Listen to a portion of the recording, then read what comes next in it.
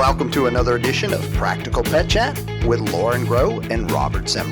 So, Lorin, share with me one of these awesome stories that you got, because I need one. They're not awesome. I know we were talking about, selling pet food, and there seems to be, oh my gosh, there's just so much involved, in nutrition and pet food, and the fact that nobody anywhere in the world can agree on what the appropriate, uh, accurate, recommended, perfect food or diet or formulation or recipe, et cetera, et cetera, et cetera, is to feed. Let's just take dogs and cats, for example. And, having had my store for 20 years and then, having been in the industry for 25, you see it all, you hear it all. And it was really interesting to me that it didn't seem to hurt anything to just tell the truth. Just tell the truth. Tell people really what your truth is. They don't have to agree with it, and they can do something else. I mean, a classic example would be, as I evolved through learning about, because all of it is an evolution. Nobody is born knowing anything. But as I evolved through learning about nutrition, it was super interesting when people would come in my store and they say, "Well, which kibble would you feed?" And I need your answer. and I would say, "Well, I actually wouldn't feed a kibble." Yeah. No. I don't mean, I mean, obviously, let's just take the ones in your store. Which kibble would you feed? Okay. So I carry kibble, the better ones that, I can find, and that's changing as necessary. Because not everybody will feed what I think is what I would feed, or what my opinion is. Everybody's got their own, and none of it is wrong. It's Right. just, it can all be improved on. And And in fairness, and you and I have had this discussion, we have, not everybody because can for a lot of different a reasons. lot of reasons, whether it's And financial or yeah, lifestyle or health or I've got perception or I've got a child with the medical reasons right. that could not go there full bore the way that I otherwise would have gone. So it's not a casting aspersions. Sure. It's a hey, I wouldn't. So that's not a Right. proper So, question. it's like, since you Yeah, worded it, what would I yeah, feed? yeah, exactly. It's like, I wouldn't. And they're Right. like, well, I mean, of the ones you sell, I, I actually wouldn't feed a kibble at all. What do you mean? I would feed real food. I don't understand. Well, we've had this conversation. That's how we got to this, and you want to stay with a kibble. These are the Right. kibbles that I have. I can dial down for you specifically to your needs which one of these would be the best one. They're not all created equal, and I carry them for different reasons, and I think I carried 5 or 6, which is nothing in the world of kibble. Um, Um, and and they said, well, I don't understand why you wouldn't feed a kid, because I don't want to feed processed food, which got into a whole different realm, because then it would be like, well, what if you didn't have any other choice? I go, so like all real food went away in the world? I mean, that just doesn't work that way. I feed real food. So, and then it got into, well, what do you feed? And I was at the time feeding raw. And that always made me uncomfortable, because, like, I'm not telling you have to feed raw. You're asking me what I do. I feed raw at that particular time. Currently, I feed lightly cooked. And it was really interesting, because even even a lot of raw food is processed. If you're not feeding that animal as the animal right. comes, in some way you're processing it. So, there are levels of processing. But the horror stories that I hear out there, one in particular, we were talking about this before. Um, I'm in a big box store, and they have demo people that come out, and they're trying to tell people, this is why you should feed my brand. And, it's very common Yeah. in all kinds of stores. A lot of In companies have demo the reps. industries and businesses. Yeah.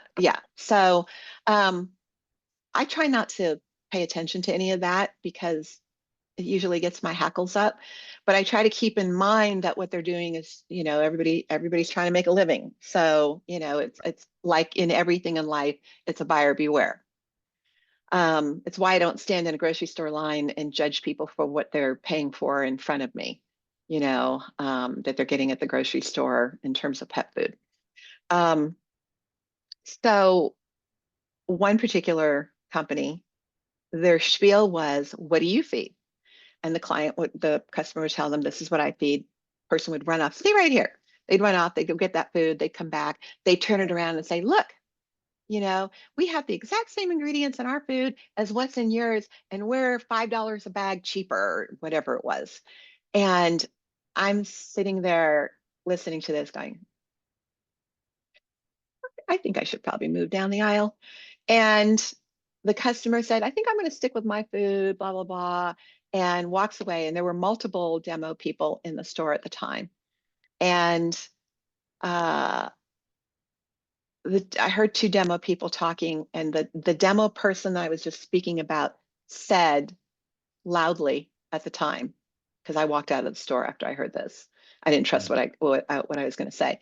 He said, "I mean, what's the worst thing that happens? Their dog dies. We get to start all over with their new one." Oh my God. I'm like, "Oh yeah, no, I'm out. Yeah, I'm you would out." have to drag me out.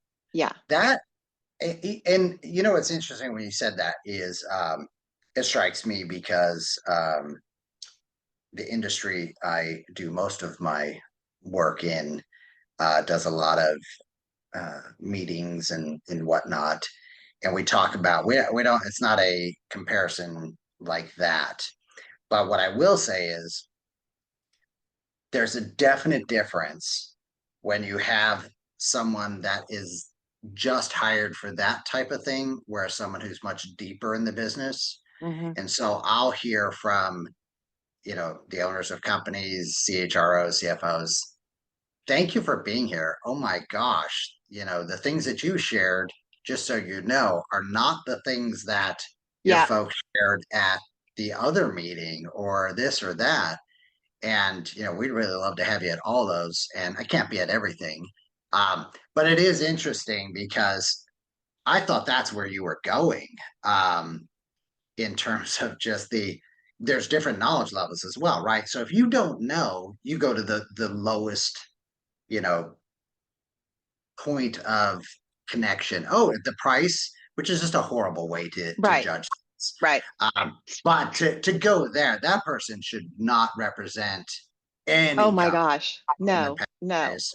And honestly, if you're the manager of that store and you hear a comment like that, because that attitude's going to come through all day, you got to say like, "Hey, I don't care, you're out." Okay, let me That just say Yeah. the level of that food, it kind of doesn't surprise me, Mm, other than the fact that I felt like it was a quality control issue when it came to training. If you didn't interview well, if you didn't ask the right questions, if you didn't make sure that this sure. person, you know, people's personal opinions are what their personal opinions are. You're not going to change that. But keeping your Right. mouth shut. I had a rep one time that came in my store and bashed another distributor. The product, I carried his product, but I order it from a different distributor. Well, he didn't like that distributor. He was Wow. pushing distributor B. And I mean, he would just trash them to no end. And I finally, he couldn't read the room because I was super annoyed. And finally I looked at him and I said, "Listen, your product wouldn't be in my store if that distributor hadn't have done what they did to introduce me to your product and answer all my questions, because you weren't in the picture, number one. And number two, it shouldn't make any difference to you where I get your product from. That I, Yeah. I have Well, nothing to do with that." manufacturer that was Yeah. bashing. It was a Wow, manufacturer. that's really unbelievable. Yeah. Yeah. And And I ended up banning him from my store. Yeah.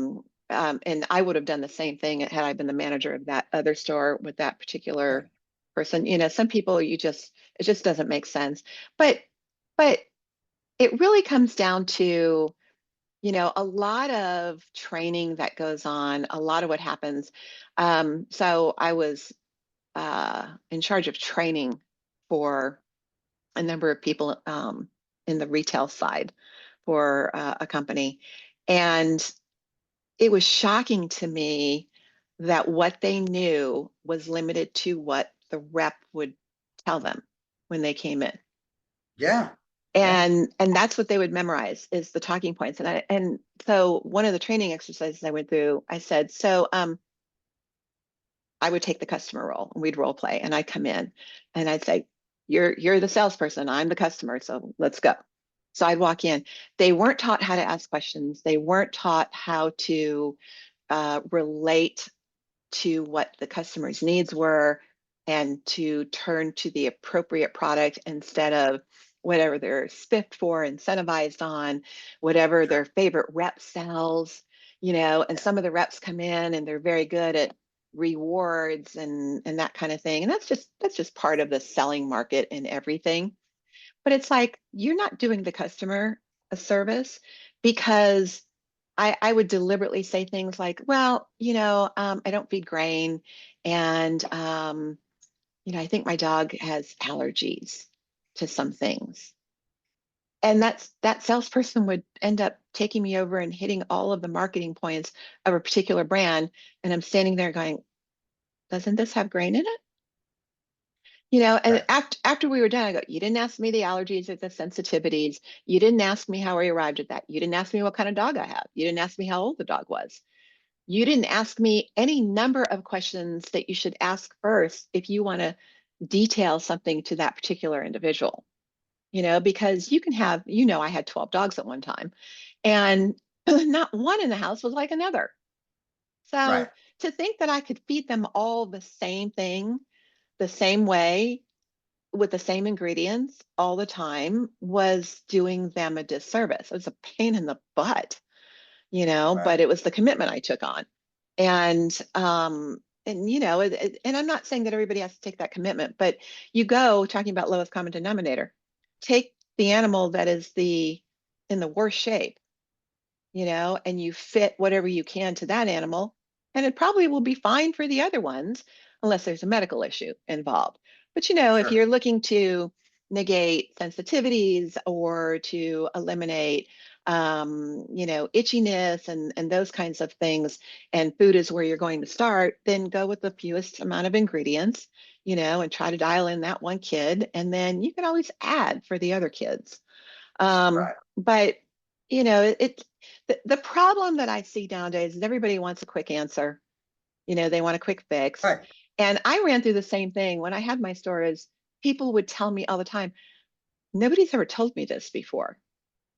And it would be an easy thing to bash and say, well, because they're just trying to sell you XYZ. When really what it really comes down to is they don't know.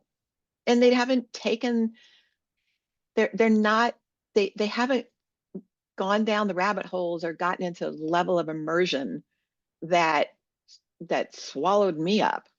I mean, I just, I went deeper, deeper, deeper, because it was like, oh my gosh, you go down this rabbit hole, there's 9 others.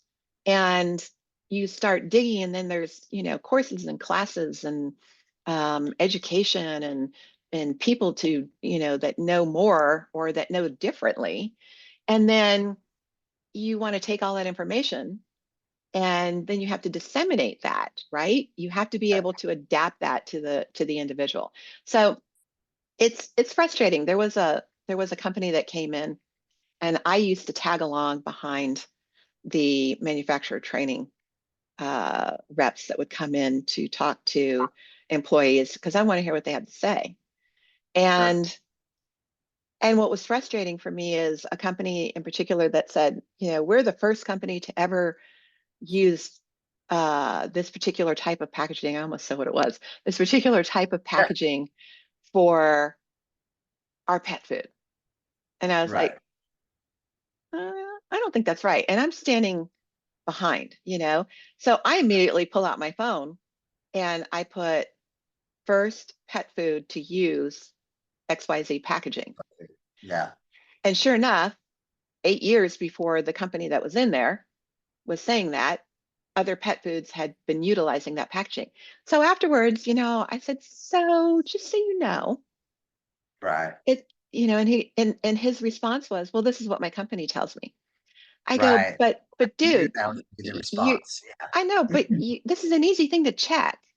And if somebody checks this, because I check everything, if somebody checks this, you now have gone from whatever credibility you might have had to zero credibility. Yeah. And you're So, just hit on that because, and that's why I'm so adamant about it and jumping in because it's almost like credibility has been forgotten by, mhm, I'll just say, a large swath of folks yeah, because you and I have had the expert conversation. Part of that for me is how much credibility do I give you? And that will elevate you above maybe someone else's advice or what I'm going to, try first as opposed to 17th to get something right. And it's that, and folks don't realize how quickly you lose credibility and how hard it is to get it back. And that right. follows you for Yeah, so long. It's really kind of a lost art though. And I think that's something that, especially in the pet space, yeah, but I mean, you and I could go down the rabbit hole of so many of these brands are manufactured by so few companies right. that that is their only pivot. So I also try and have grace sometimes for the folks. And I hate to say it, but if they have something to say to me, I almost it's filtered so much for me. It's going to be hard to reach me. But Yeah, I understand I'm a different consumer than most. But right, one thing I wanted to hit on too with you on this is so one of the trends now, I've always been a big, technology guy and been on that train and board for a long time. And my philosophy has always been if I can help one person, that's what I'm doing this for. I right. don't need to change for the masses. I don't all the rest. Um, but there's someone out there like I was as an individual who needed some real good advice, who needed to hear something that I could, feel good about a decision about. And so I think this what you're talking about is also part of the reason that there is this movement and embracing of that direct to consumer because I saw and you and I have had this conversation before probably several hundred times of when the pandemic hit one of the really sad parts of it for the pet world was those people that were passionate those people that were had a knowledge base they didn't come back because they had migrated to other industries, professions, careers, etc. And so there was a at least in my experience, and some of the folks out there may not know, I've been involved with a lot of different companies, from supplement companies to toy companies, etc., in the pet space. And there was a lot of time and energy and effort put into what you're talking about, where Yeah, I literally would go out and I would go out with some of the founders of these companies and we would do the meetings because it was that important. And we would train the staffs and we'd sit there for hours answering the deepest of deep questions where even I would go, wow, you may have one customer who walks through the door in the next year with that question. But we took the time and we did that. The hard part is then that was all gone. Not all gone, but a lot of that was no, gone. but And a I good part of it. And that's what happened to yeah. the grooming industry. If you look Yes. at that, that's why Yeah. there's such a glut for groomers everywhere. They got stuck in a position where they either had to hide or do it, at home, and then people just either moved on or didn't go back or retired Right. or any number of things like that. But to go back to what we started off with was with tell the truth. The To wrap up that kibble story. Um, it didn't stop people from buying kibble. When people would ask me, what do you feed? And I go, well, I don't, I wouldn't feed a kibble. I would feed real food and blah, blah, blah. They're like, oh, okay, but of these kibbles, and I go, well, I like them all, or I wouldn't have put them in the store, but let's talk about what your needs are and get down to that. So my issue is telling the truth and listening. They don't, it seems like nowadays, because customers that come in, they don't know what they don't know. And if you don't ask the questions, you can't guide them to that. And one of the exercises I did for staff was to say, you need to write 20 questions. I think I started with 10 because 20 was deer in the headlights. I said, I need question. It can be on anything pet related, Right. and let's go down. We'll talk about that. And I had every individual do it, and they couldn't share their questions with anybody else. In the course of answering a question, we would go in so many other directions, and the rest of the staff would end up grouping around to listen. I mean, I can remember one employee saying, what's the best bowl you recommend for a cat? And I go, oh, let's talk about the best bowl I'd recommend, period. And then let's talk about which one's for a cat, and people were like, oh my God, staff is like, I hadn't heard of that, and Right. why this? And what I about love that? that topic, by the way. So we're going to hit that in a later Yeah, it's episode. like Yeah. ask questions. It doesn't matter what it is as long as it's pet related. And obviously, I said it can't be medically related because there's so much involved to Right. the individual animal. And I still have those notes. I should pull them and You send them should. to you And because they were anybody watching or actual. listening, send us your 20 questions Yeah, because send us the questions yeah, because I would love that. and it, Yeah. send us one question, send us 20 questions, it doesn't matter. But when we'll give you a point of view, which also brings up another thing where I'd have clients who, would come to me, they'd be recommended or referred or whatever, and they'd book a consult. My consults were free. And they come in and Just saying, you I used to charge me. No, I'm just kidding. well, I charged you, um, but I did it because I had a store and I knew they were going to end up buying stuff from the store anyway. And in some cases they did. In other cases, I'm like, this is not, you don't need this, I end up taking stuff out of their hands. But it was really interesting because I'd get those people who I take all this time, spend all this energy and time on them, and I'd put them in my group, and then I'd answer all their questions in the group, and then they would come back, and there are a few people who did this, and they'd want to tell me about the other three people, including vets, that they would talk to, and I would Right. finally get to the point that I'd say, listen, here's how this is going to go. You can't do all of these things because none of them are in agreement. So Right.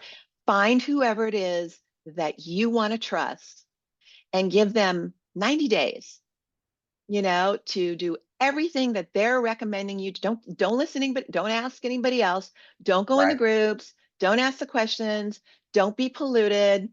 It's just going to create more confusion. Follow them for 90 days.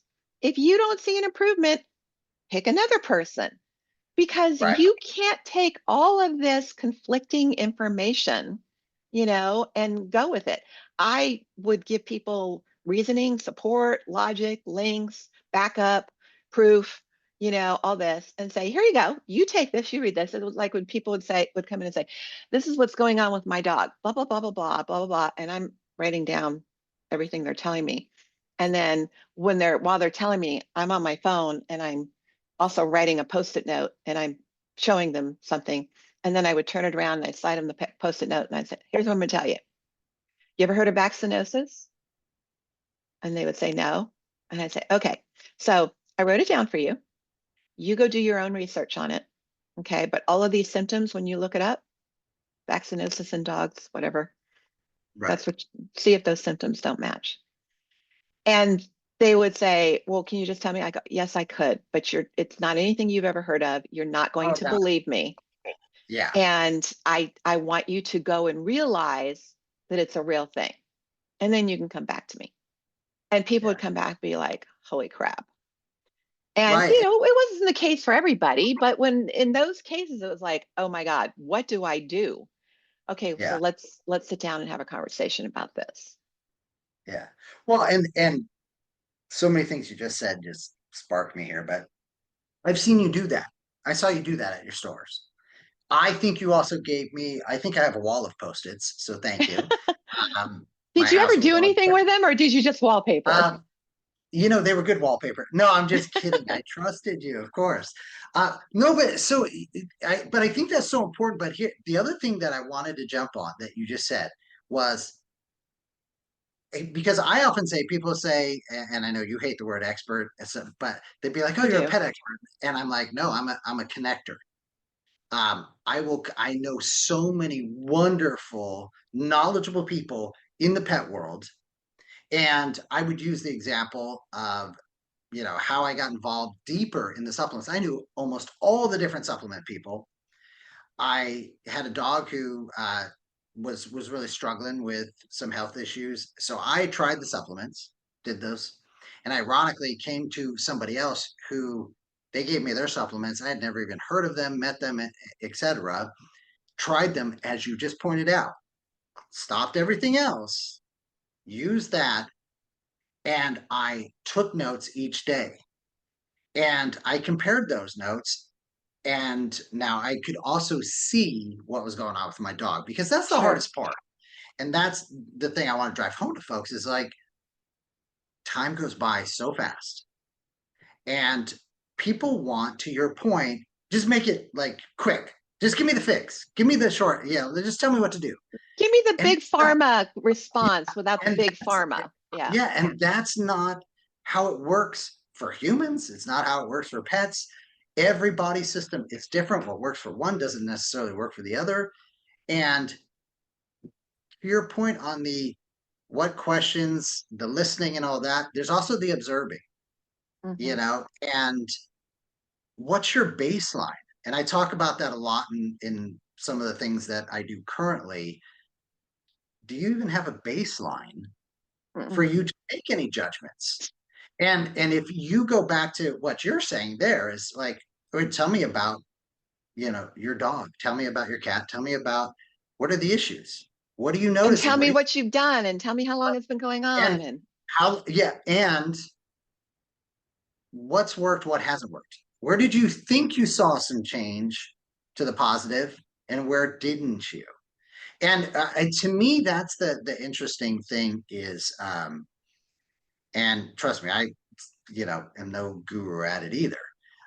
Where I will sit there and I can talk to others and nail those things down, but sometimes I don't do it for myself or my loved the ones, forest etc. for the trees. Yeah, it's the It forest for the trees. yeah, and so, but I've really made a effort when I'm trying to solve something to be not just asking questions, listening to responses, but then what did I put into place in action? And then what were the results? And sometimes you can't see the results. And what I mean by that is, um, I've shared the story of Sugar. And Sugar was my soul dog, titanium leg, everything. And I love because this struck me earlier when you said this. You go to sometimes the sickest being, and you adapt everything else forward. And because Zoe, her sister, had cancer, and we thought we were going to lose her, we made all these changes and did all these things. I really wasn't as worried about Sugar having cancer at some point. And but so I was giving a modified approach to Sugar while using the supplements and other things that I was using to nurse Zoe back to health. And sadly, Sugar did end up passing of cancer a few years later, but we had no clue, nothing. There was a little tiny tip that I happened to just when I was feeling around. I just saw this is little, it was like so small. It was like the pin of a pen. And I took her in and I thought, well, let's have this looked at by the vet that I trusted and all the rest. And the vet called me and was just like, hey, you need to come in. And I'm like, okay, yeah, what do we need to do? And I'm calling around to all the cancer specialists I know around the country and all the rest. And Sugar was gone within, really 72 hours. And I was devastated. So to your point as well, of like, I had to go through like, what did I do wrong? What did I not catch? What did I, and that sparks the change, unfortunately, Yeah. not necessarily for that dog, but the next. But one of the things I learned in that process was, while I was trying to do so much for Zoe, I was actually doing a lot of positive things for Sugar that I didn't know I was doing until she was gone. I didn't connect the dots until I was speaking to someone that I really respect and was just bawling my eyes out. With all the people I know, with all the knowledge I have, how could I have missed this? How did I not? And this person said, you know, stop, stop. You were doing the things you probably could have done. You just didn't know it because you Right. couldn't see inside her. She didn't present any symptoms whatsoever until the last moments. Well, and there's genetics that I mean, Yeah. there's There's so nothing you many. can do about that. I mean, there Yeah. is to an extent. You Yeah. can do what you can do to counter, you know, genetics to a certain degree, depending on what we're talking about. But there's just, there's so much that people just want to take the blame themselves. They want to, they think, oh my gosh, it's the number of people that have stood in my store and cried and said, oh gosh, there's this guy that would come in my store. First time he came in my store, my staff was like, this. And I was like, what's the matter? And they said, scary looking dude's in the store. And I went over to him and I was like, what can I help you find? And I mean, he was a monster. He was big and huge. And, he was just the way he was dressed and, everything. It was like, I'd rather just go up and talk to you, than stand around and see what's going to happen. Right. And this guy turned out to be just the best because his dog had cancer. And he said, I'm looking for, I don't know, like marijuana or something to give to my dog. And I'm like, okay, don't sell that. And this was before medical marijuana was approved in California. So this is going back a little bit. And I said, but I have CBD. And I Yeah. happen to have a very, very, very high quality in syringes. Um, just, I mean, really what you would give in final stages of something like that, right? Right. Very expensive. I didn't keep it out. I kept it behind the counter. And because I wanted to be sure that, this was utilized in the right way for the right kind of dogs. His dog lived 2.5 years beyond what they predicted as Yeah. best case scenario. And when he came in and bawled his eyes out, a giant guy bawls his Yeah. eyes out, and he goes, I know this only happened because I found you. And it's like, we don't know that, but certainly we made her as comfortable as we could make her, which gave her quality of life and continued will, I mean, he had a motorcycle, he took her everywhere, and just really maximized every minute with her, so it profoundly affected him, of course, too, the diagnosis. But I think about what that meant to her for him to take those extra steps. And he goes, I know it cost me a fortune. He goes, I would have, I would have robbed a bank if I'd had to. I'm like, okay, let's not even talk about stuff like that. I get it. I said, but that's how this guy looked. Like he'd have done anything for his dog. I would have done. I say the greatest gift that Sugar gave us at the end. She knew I would have circled the earth a million Yeah, times for her, and she was gone before I could do that. right, And Zoe, who I was prepared, because Zoe's a great example like that, lived many years past when they told us she would survive. right. And it was such a gift from Sugar. Now it's taken me a long time to say it was a gift, but I've learned through talking with people. And I think that's the other part that I wanted to say too, because I love that he expressed that to you. Because there's this notion of like, and I think we've probably gotten there now in society, but I remember when sugar passed, I was struggling, and one of my coworkers knew I was just, off, not engaged really, and I told him, I said, I'm struggling. I'm just, this was my soul dog. This dog has been through everything with me, and I've been through a lot. And I saw the tears in his eyes, and he goes, I still cry every day for my dog who passed 15 years ago, who was exactly like your sugar to me. Yeah. And we just hugged and cried. And I was like, thank you. I feel so much better. But to your point on the like, hey, I would do the other gift part that sugar gave was Zoe became, you don't want to have a favorite. And I'm sure out there, anybody listens like, you can't have favorites. You have favorites. Of course not. I don't have any favorites. Yeah, Uh, yeah. but Zoe, that extra time that we spent with her, to your point on the specialness and the Mm-hmm. change. And I think back about that. But yeah, I, I think the other element though that I wanted to call out is number one.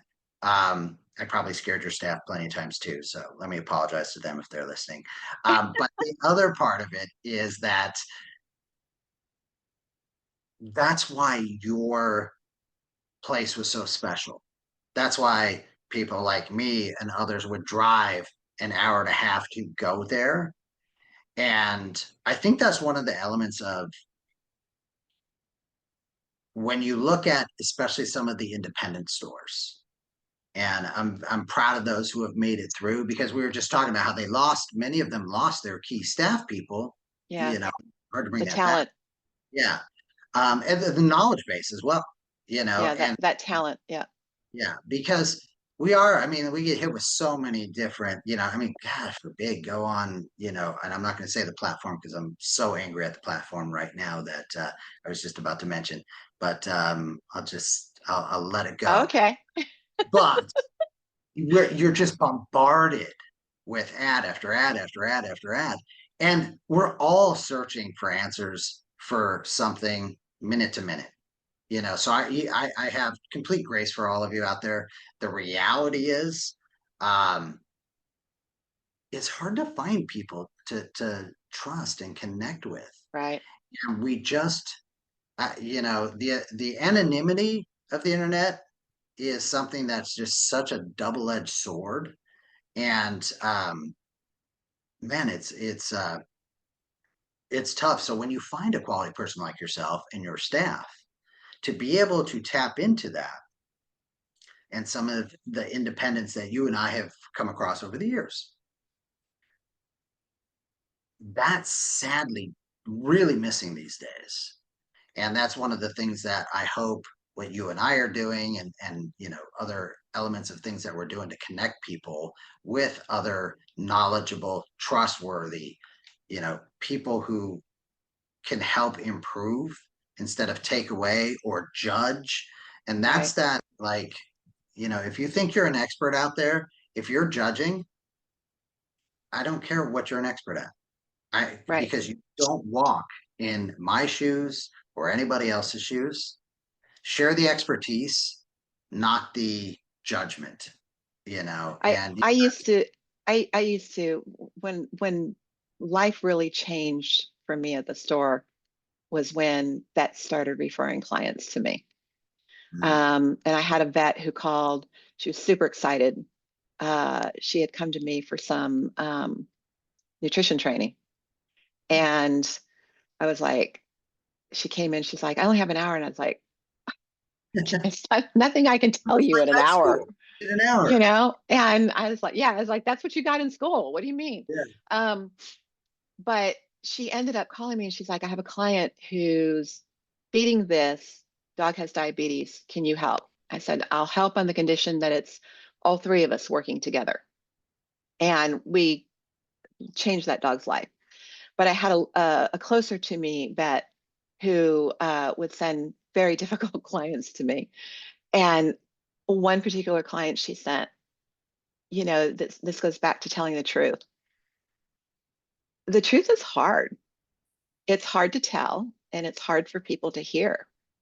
But there have been a couple of instances that have really cemented my intentions to do that. Because, for example, I had a client came in from the vet, and he came in with his wife, and he wanted to know where my vegan diets were. And I said, oh, what kind of, not that it matters really, because I'm a dog and cat store, but hopefully you're here for a bunny. What are we talking about here? Well, our dog has Cushing's. And I was like, huh. And so I'm starting to ask questions, and this is a much older couple, and he just wanted me to point him to the vegan diet. And I was like, okay, so hang on a minute. What are you feeding now? Well, I mean, we've been feeding a vegan diet for the last however many years. And I said, I finally get to, and he's very short with me.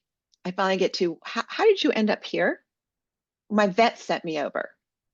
You can imagine the phone call after he left to the vet, and we're good friends. But I said, sir, I don't carry vegan diets for dogs and cats, and he's like, well, why would she send me here? And I was like, she sent you here so that I could have a discussion with you that I'm sure she's tried to have with you. Yeah. And she's hoping that maybe hearing it in a different way or from someone different will make. The wife turns around on her heels, marches out of the store. She's furious. He leaves right behind her. He's mad. He comes back in a couple minutes later, and I said, sir, I said, you don't have to agree, and you can certainly continue to do what you want to do. I do not sell vegan diets for dogs. Right. I said, having said that, I work with some vets who temporarily will take meat out of a dog's diet in order to get a handle on some things, but it's a temporary thing. It's not something I recommend personally. It's not something I support. And you won't listen to me either. I don't have anything I can help you with. He turned around and left. I called up the vet and I was like, why'd you do that? And she said, because I'm at my wit's end. Sure. And I said, so you were hoping that hearing it, and she goes, exactly. And I said, I get it. He's not going to listen to me either. But it was interesting because, when we got very close, that particular vet and I said to her one time, I said, why is it so hard for vets to tell clients certain things? And she said, it's very difficult because half the time they're not listening. The other half the time, they're extrapolating what it is that they wish they were hearing. And the other half of the time, we can't afford the loss of business. And I was like, well, that's three halves, but I get it. And I said, she goes, that's why I'm grateful you're here. Where it's worked for me in the past is when I told people straight up and they're willing to give something a shot. But where it really worked for me is I had a doctor. I lived in where my store was a big medical community. And so I had a lot of people in the medical field that were clients of mine. And this doctor had 3 dogs, large dogs, and 4 very out of control, young, rambunctious children, male children. And it was a lot. There was a lot going on. So, I could tell that tension and noise and everything was very elevated, because it was elevated in my store, it was elevated in her house, and her dogs got into a fight.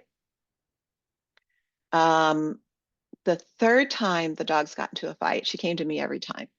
The third time she came to me, I said, here's what I'm going to tell you. You're not going to like what I'm going to tell you, and I'm willing to lose you as a customer to tell you this. You are not in control. You're not in control of your dogs. You're not in control of your children. And I know this because they come in my store and you are just relieved that my staff is chasing them around, telling what they can and can't do. You know, don't run in the store, don't throw that kind of thing. And I said, because it takes the pressure off of you. And I said, I'm not judging you. I'm just telling you what I see. Because you aren't in control and because everything is so elevated in your household all the time, the dogs are going through that anxiety as well.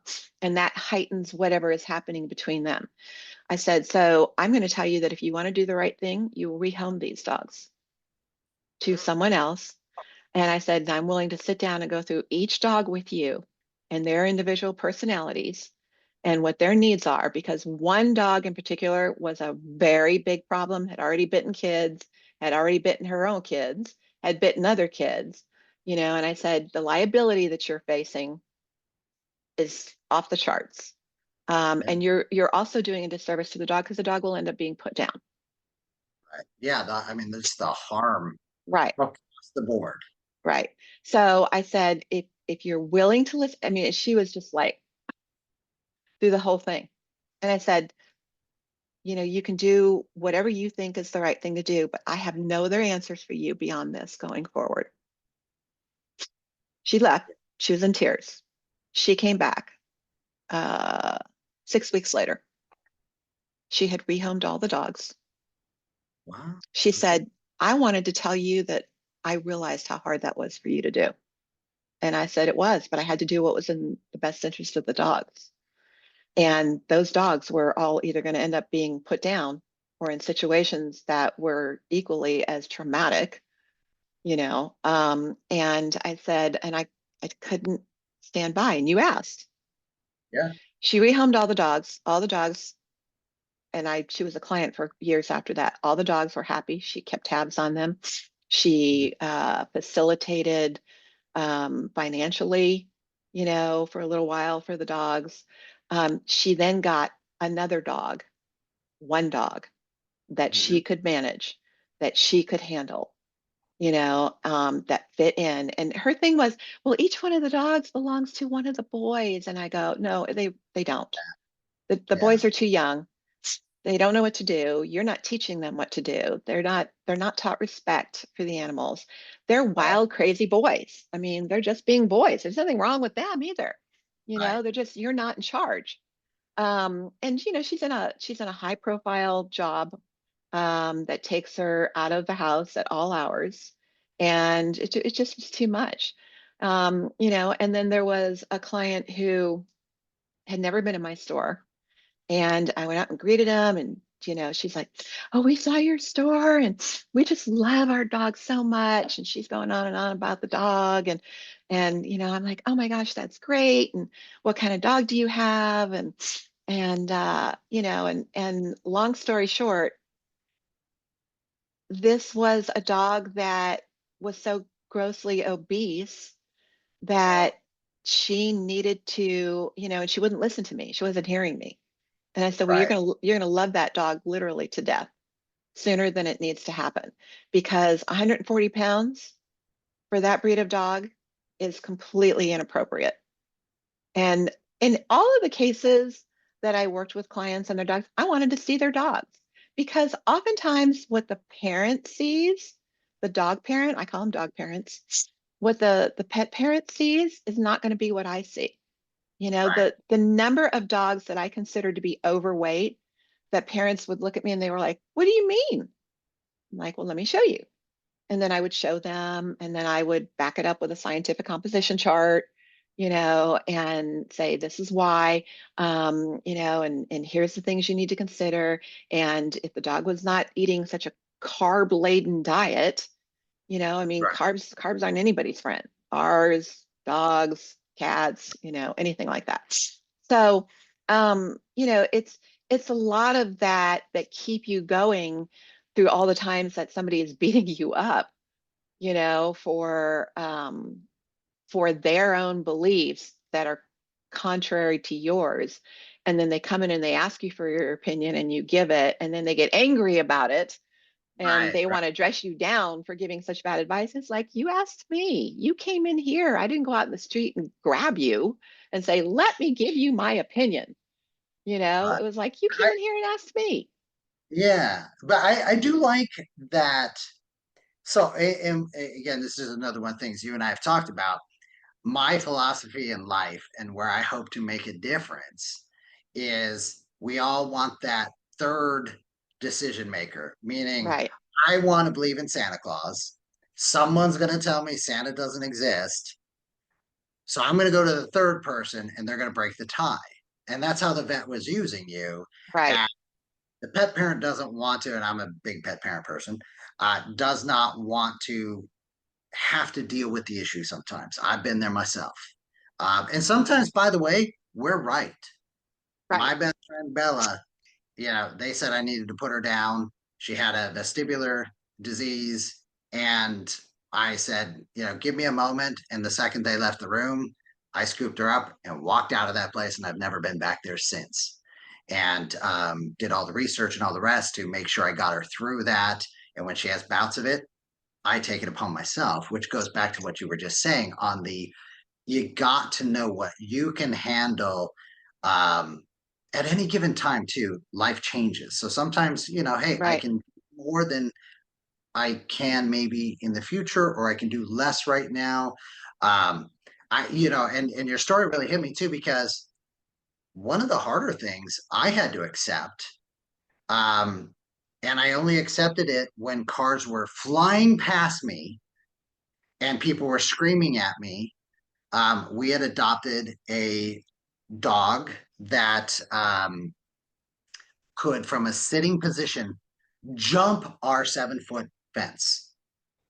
And where we lived was right off a freeway Oh, connector and all the rest. And I watched her jump the fence. I had to climb over the fence, which took me much longer than it took her. And I'm running, and she's running right out into traffic. And not the smartest move. I don't advocate it for anybody. I ran right out into the traffic. Thankfully, I don't know how she didn't get hit. I don't know how I didn't get hit, but she stopped right in the middle. And I ran, picked her up, and I stood there as cars whizzed past us. And people were honking, screaming. I'm sure they thought, what an idiot. Unfortunately, that's who I am when I have a being that I care for. They're the most important thing. I make that commitment. I do that. And I remember, and nobody would stop. That's the other thing. Like, you'd think people ah, would stop. They just kept driving by. Like, I'm not, like, could you let me get across? I'm holding this huge dog. Um, and so finally, a police officer actually pulled up and stopped traffic. He's like, "What are you doing?" I'm like, the dog got out. I, didn't want her to get hit, and people weren't stopping. And, so it's just kind of one of those, like, I get his frustration, like, hey, get out of the middle of the road, but I couldn't safely navigate. But anyway, but walking back to our house, and I didn't put her back down because I, was afraid she would, I could feel the right. tremor. And I just started crying because I knew if I That you wasn't, won the lottery. well, but if I wasn't there and she jumped, I may never see her again, or worse yet, Yep. she's going to get hurt. And so we had only had her that one day. We weren't sure if we were going to foster her, adopt her, etc. I remember calling it, and my wife and I, Sugar, hadn't jumped with her, and I was so sad. And we spent that night, and I was so torn up, so torn up. And the lady from the rescue, came out, and I was like, maybe we could build a 10-foot fence. And, she's like, it's okay. This dog is not meant to be with you. We will Right. find a life home. And I'm like, but I want to, and so followed all the way through. And oh my gosh, and the universe works this way. God, however you all want to, look at things. She ended up, and it was not the, phony farm that sometimes animals end up. She ended up going out. Well, you know where I lived. Hmm. Corona, there was, plenty of Norco farms and all that. Right. And she went to one of these, and I went and visited because I was just so guilt ridden. How could I fail? That's how I viewed it. How can I fail a dog? Um, and I went and saw it, and I was like, wow, you know what? That was not, she was not, and Penny, if you're out there listening, um, Penny was not, um, we were not her forever home. We were a stop on her journey. On the way, right? And she was an important lesson for me because I could then, because to that point, I don't know that I could have accepted the message that you gave, or anybody else. So yeah, I don't know. I thank you for sharing that because I think that's special, and we don't get that kind of feedback from folks enough. Is that honesty? It's not great. You know, If what you do is putting the animal first and foremost, and that was one of the things I used to train. Whatever you do, make sure that you're doing it for the best interest of the animal. It doesn't matter what it is. If you're selling dog food, if you're, recommending something, if you're teaching something, if you if you've asked enough questions so that you have a good understanding of the animal that you're referencing, as long as what you're doing is in the best interest of that animal, then there's nothing wrong with it. You can't you can't screw it up. It may not be what the pet parent wants to hear. I mean, the numbers of times I've told people, I was like, oh, you know, I really prefer that if you're going to top kibble with real food, that you put meat on there because there's not a lot of meat in most kibbles. Whereas other people recommend broccoli or vegetation or whatever, and it's like, I'd really like to see more meat. yeah. Um, if they And want to, by the way, I'm one of those people. I do put meat, but I love cauliflower. I and I think was just it's going to say, if they want to do that too, green. yeah. I know someone we both know, um, who uh, I'll just say the amount of vegetables that are at that place that get mixed in with kibble. Uh, Uh, but this is a huge place. And it was one of those that I know some other folks that you and I know who were very critical of that. And I was like, how can you be critical of anything fresh that, real food. Yeah. yeah, it's like, I get it. It's not the optimal best. Yeah, but you and I have also talked, and I know we're going to talk about this, future times, is sometimes just doing one little change better is as important as anything else you're going to do because It's you a know, kickstart. yeah, it's that little pebble in the water. It just gets Uh-huh. things going. And so no, I love that you're saying that because and again, I own it. I'm someone who my kids like to joke around the dogs eat better than they do. Not true, in case anybody's wondering. But yeah, certainly spend a lot of time. But there are times I'm just like the lady you described. I'm gone. I'm sometimes, for business, I got to travel. And it is very difficult to expect that everybody else in your life or your circle and the care circle for your beings, and that's another discussion definitely want to have with you, is Right. that they're going to be able to do it to any extent that you're doing it. So you've got to, over time also have the grace, not just for yourself, but know that it can't be perfect every single time. Oh my gosh. And Uh, people want that.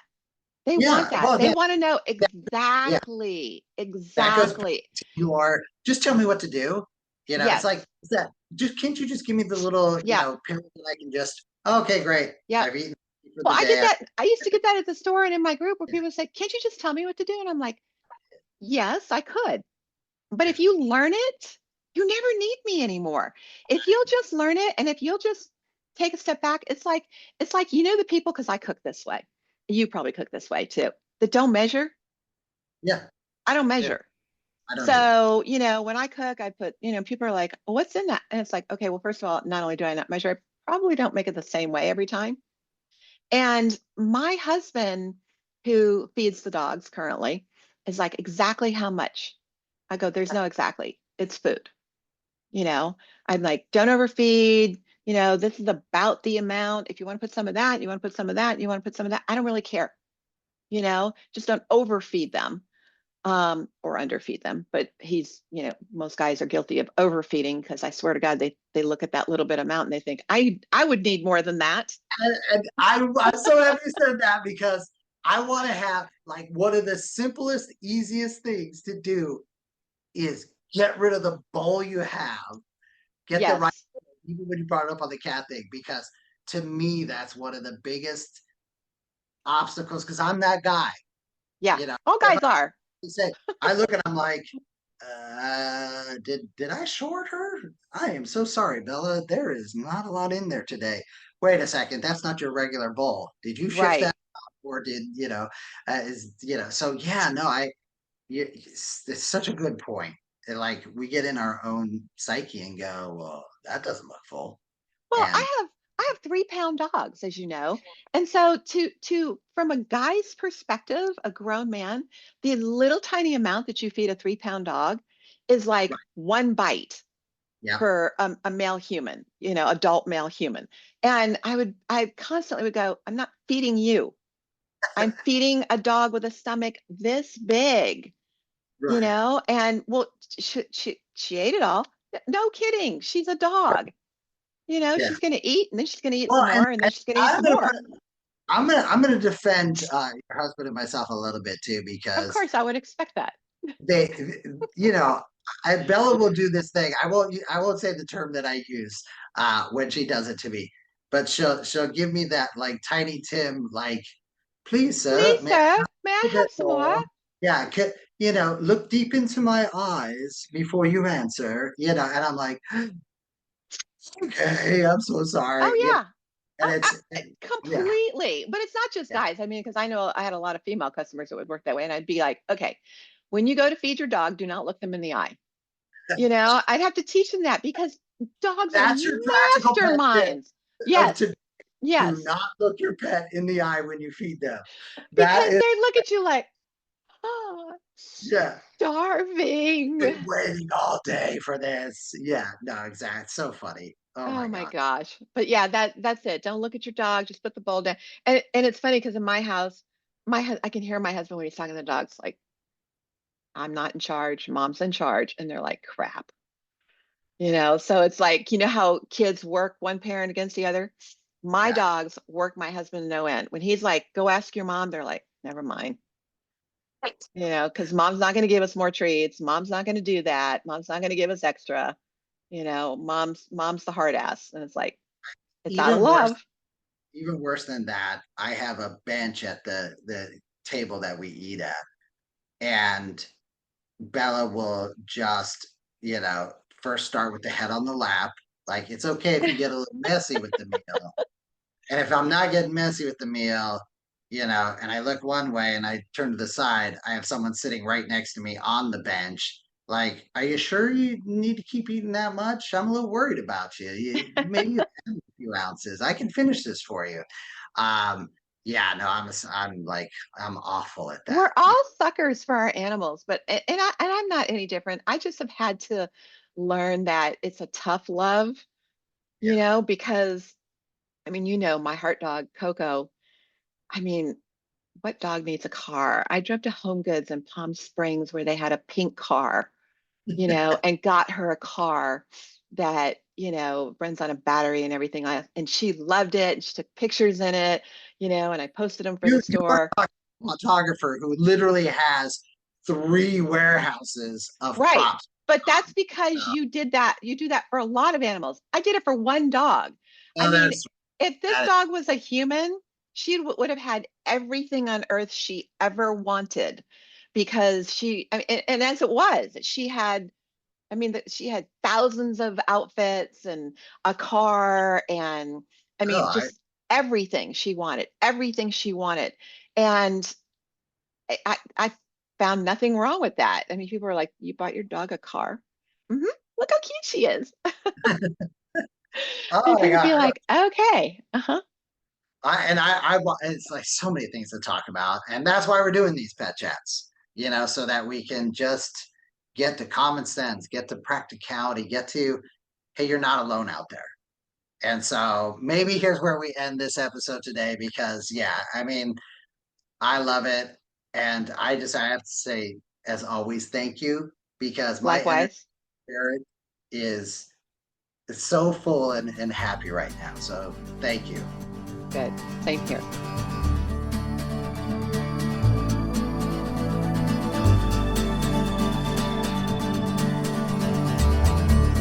The content of this podcast is for informational purposes only.